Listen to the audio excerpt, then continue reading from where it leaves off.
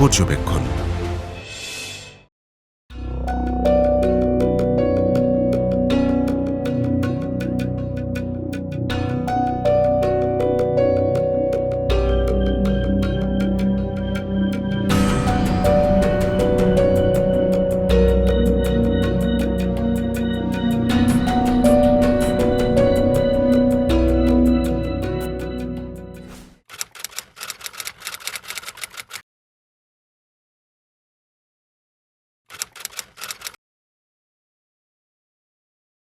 আমি প্রথমে কতগুলো শব্দের অর্থ নিয়ে আমার খুব দ্বিধা এবং দ্বন্দ্ব আছে।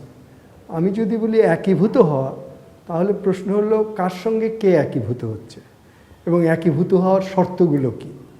এখন ইংরেজিতে 3টা শব্দ ব্যবহার করা হয়, মার্জার, অ্যাকুইজিশন আর আরেকটা হচ্ছে বেইল আউট।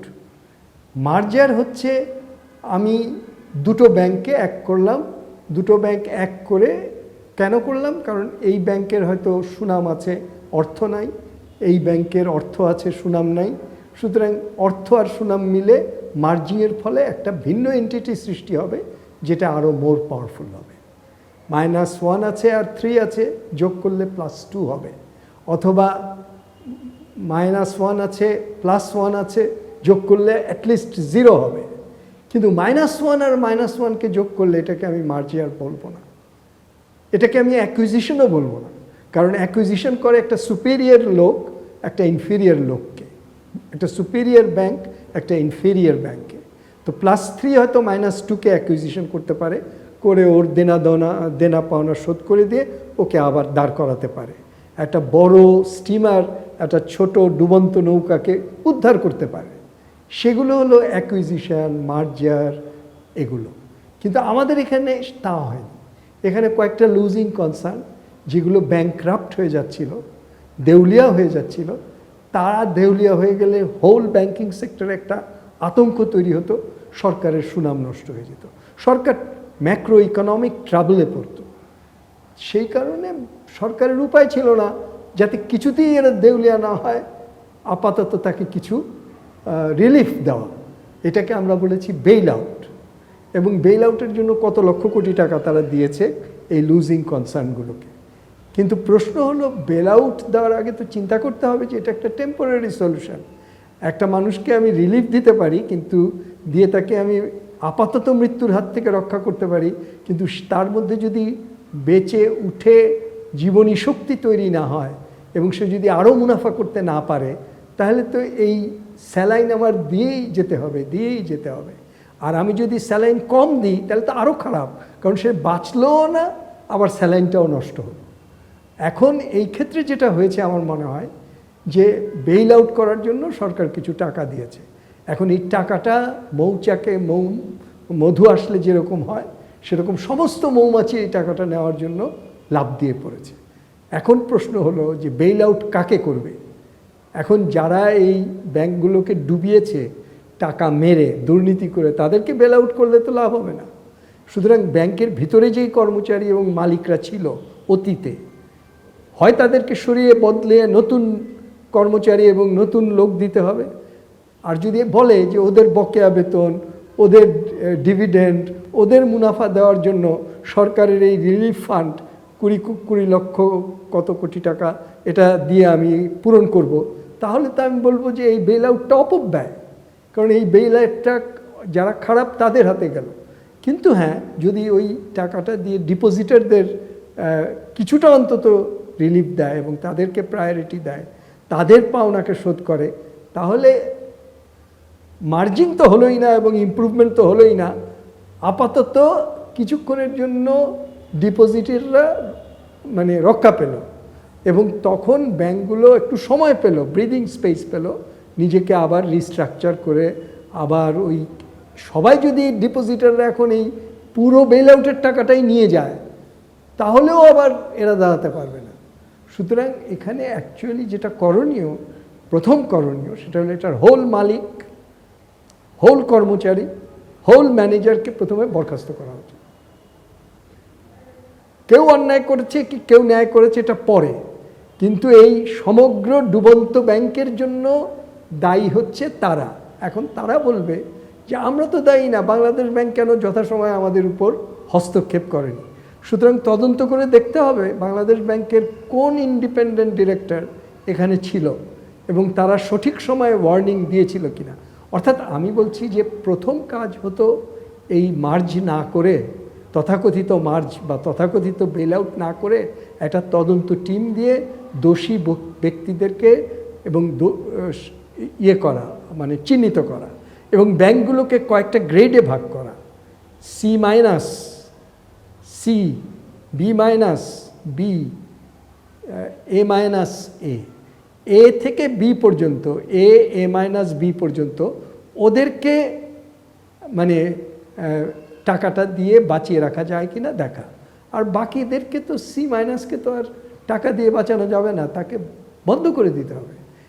আপনার শরীরের যে অংশটা গ্যাঙ্গারিন হয়ে গেছে সেই অংশটাকে একটা সুস্থ শরীর যুক্ত করে ভালো করা যাবে না। গ্যাঙ্গারিন হয়ে গেলে ওটা হয়ে গেছে, ওটা কেটে দিতে হবে। আর যেটা সুস্থ আছে বা একটু অসুস্থ আছে সেইখানে আপনি কিছু করতে পারেন। যেমন আমরা অনেক সময় দেখি একটা টিউবওয়েলে পানি উঠছে না, তখন আমরা একটু পানি দিই, দিয়ে তারপর চাপ দিলে ওঠে। কিন্তু সব টিউবওয়েল তো তা না, যে টিউবওয়েলের হার্ডওয়্যার নষ্ট হয়ে গেছে সেখানে পানি দিলে পানিটা নষ্ট হবে। আমার মনে হয় এখানে ইসলামী ব্যাংকের ইসলামী আইন ভেবে যেই ডিপোজিটাররা ভেবেছিল যে এখানে টাকা রাখলে আমরা খুব ইসলামী আইন মানব, তারা এখন মাথায় হাত দিয়ে ভাবছে যে ইসলামী আইন তো বলে লভ্যাংশ, সুদ তো তারা মানে না, এবং লভ্যাংশ তো ভ্যারিয়েবল, কোনো সময় লাভ হবে কোনো সময় ক্ষতি হবে, তাহলে কোনো সময় সুদ পাবে কোনো সময় সুদ পাবে না। এখন তাদেরকে এই যুক্তিতে আটকে দেওয়া হবে। কিন্তু তারা ভেবেছিল যে যত খারাপই হোক না কেন ইসলামী ব্যাংকের লাভের হার প্রচলিত ব্যাংকের সুদের হারের চেয়ে বেশি হবে। তাদের এই অনুমান ভুল। অন্তত দেখা গেল এই 6টা ইসলামী ব্যাংক যাদেরকে মার্জ করা হচ্ছে তারা তো লাভ তো করেই নি, বরং তাদের ডিপোজিটারের টাকাও খরচ করে ফেলেছে। যেই কারণে এখন যে বেল আউটের মানিটা গেছে তার থেকে ডিপোজিটারদেরকে অন্তত দেওয়াটা, তাহলে ওরা না পেলেও লাভ না পেলেও সুদ, কিন্তু অন্তত তাদের ডিপোজিটটা তো তারা পাওয়া উচিত। আমি এইভাবেই জিনিসটা দেখি।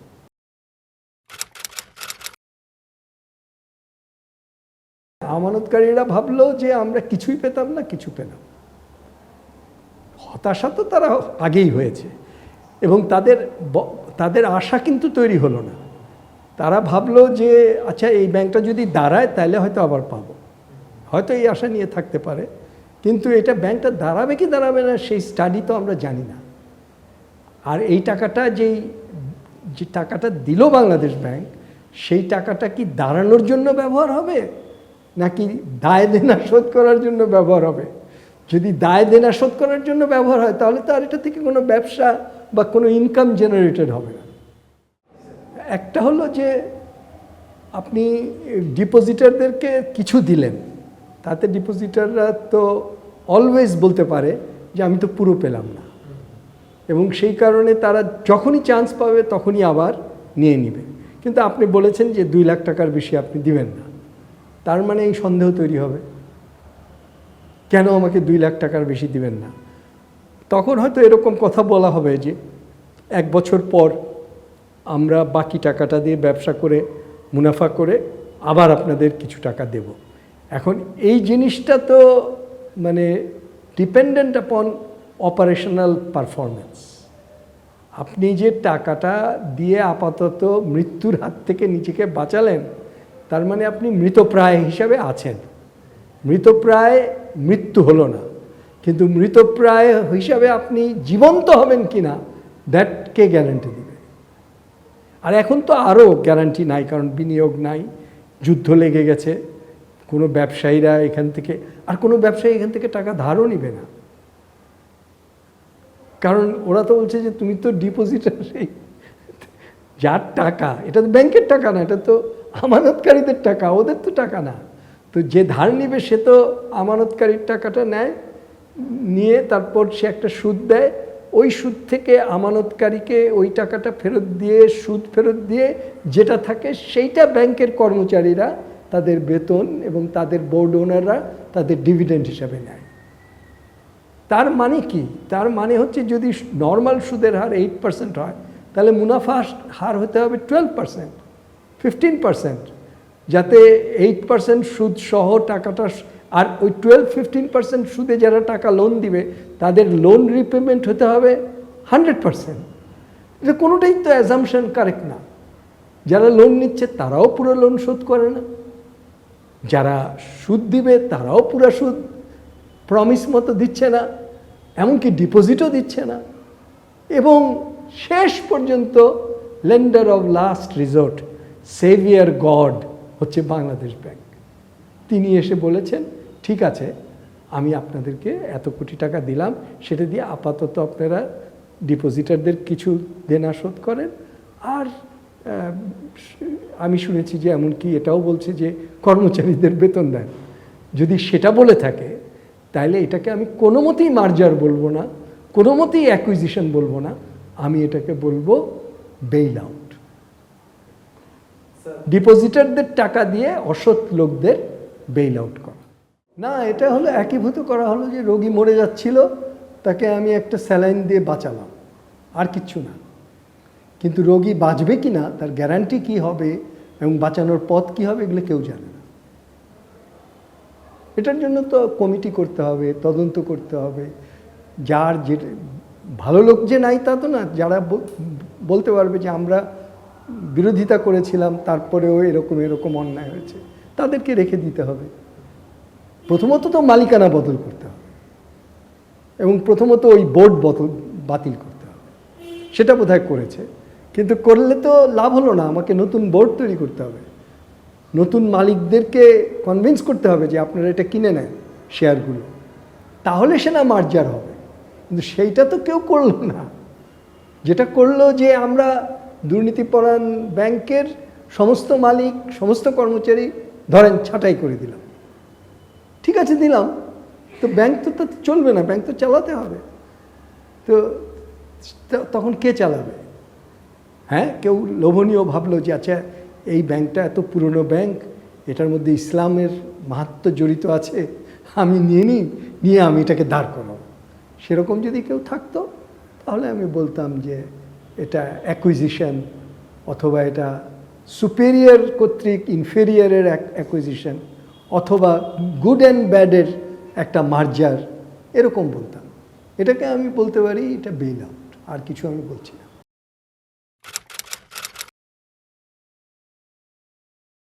না, বাংলাদেশ ব্যাংকের করার কি আছে? বাংলাদেশ ব্যাংক ভেবেছে যে এখন যদি এই 6টা ব্যাংক লাল বাতি জ্বলে তাহলে ব্যাংকিং খাতে তো একটা কনফিডেন্সের ক্রাইসিস ক্রিয়েট হবে, আর যেই লোকগুলোর টাকা হারাবে তারা এসে বাংলাদেশ ব্যাংকে গিয়ে হামলা করবে।